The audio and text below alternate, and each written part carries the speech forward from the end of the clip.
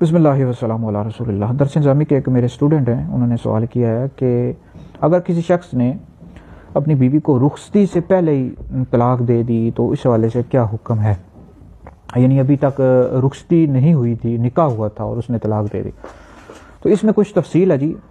اس میں 3 صورتیں ہیں۔ پہلی صورت تو یہ ہے کہ اگر کسی شخص نے اپنی بیوی کو رخصتی سے پہلے 3 طلاقیں دے دی، یعنی مطلب اکٹھی 3 طلاقیں دے دی، یعنی اس طرح میں تجھے 3 طلاقیں دیتا ہوں، تو اب وہ 3 طلاقیں واقع ہو جائیں گے، وہ بغیر حلالے کہ وہ اس سے دوبارہ نکاح نہیں کر سکتا۔ یہ پہلی صورت ہے۔ دوسری صورت یہ ہے کہ اس نے اپنی بیوی کو صرف 1 طلاق دی، جیسے کہا میں تجھے طلاق دیتا ہوں، یہ دوسری صورت ہے۔ تیسری صورت یہ ہے کہ اس نے کہا میں تجھے طلاق دیتا ہوں، طلاق دیتا ہوں، طلاق دیتا ہوں، علیحدہ علیحدہ کر کے کہا۔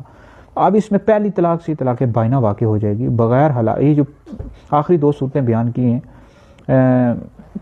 یعنی کہا میں تجھے طلاق دیتا ہوں یا علیحدہ علیحدہ کر کے کہا، تو اس میں پھر پہلی طلاق سے طلاق بائنہ واقع ہو جائے گی، وہ بغیر حلالہ کے اس سے دوبارہ نکاح کر سکتا ہے، اس میں عدت بھی نہیں ہے۔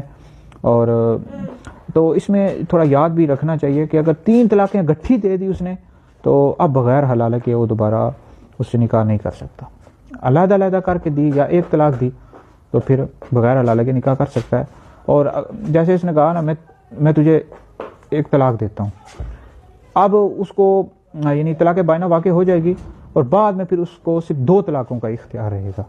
تو اس میں کچھ تفصیل ہے، یہ میرے پاس کافی مسئلہ آیا ہے اور کافی لوگوں نے پوچھا ہے، کافی لوگوں کو میں نے بیان بھی کیا ہے، اس کو یاد رکھنا چاہیے۔